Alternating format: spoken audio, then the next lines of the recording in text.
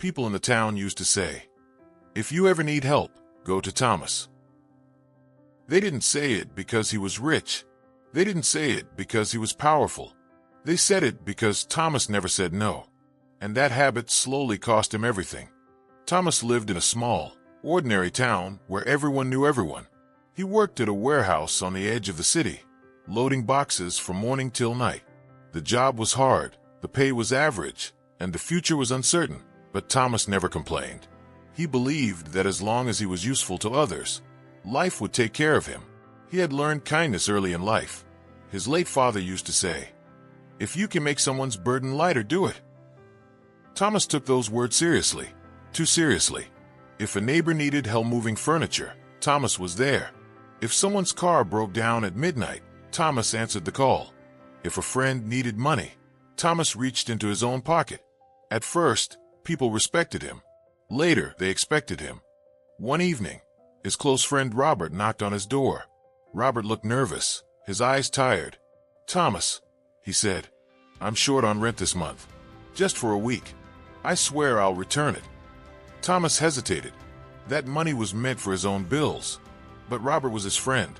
"Don't worry," Thomas said. "Take it." Robert smiled in relief. "You're too kind for this world, man." Robert never returned the money. Thomas waited, then waited more. In the end, he said nothing. He convinced himself. Friendship is more important than money. That was the first time Thomas ignored his own needs for someone else. It wasn't the last. Soon, requests started coming from everywhere. His cousin Daniel needed money for medical tests. A co-worker, Ethan, asked Thomas to cover his shift again and again. His neighbor Lucasori borrowed tools and never returned them. Thomas said yes every time. Each yes felt small, but together they slowly drained him. He stopped buying new clothes. He skipped meals to save money. He postponed dreams he once had, learning new skills, starting something better. Still, he kept helping, because deep inside, Thomas believed kindness always comes back. One night, Thomas sat alone on his bed, scrolling through his bank account. The balance was dangerously low. His heart sank. At that moment, his phone rang. It was his mother. "Thomas," she said softly, "your father's old debts, the bank is asking again.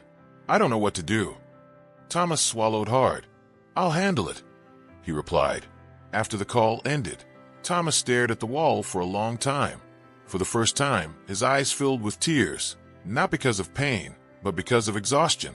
Yet the next morning, he woke up early and went to work like always. Then came the day that shattered everything. Thomas was called into his manager's office. "We're reducing staff," the manager said coldly. "Your position is no longer needed." Thomas felt his chest tighten. "But I've been loyal," he said quietly. "I stay late. I help everyone." The manager sighed.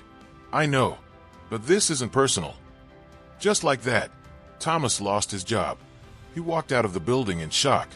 His legs felt weak. The world around him looked unfamiliar. Instinctively, he pulled out his phone and started calling people, the same people he had helped without thinking. Robert didn't answer. Daniel said, "I'm struggling myself."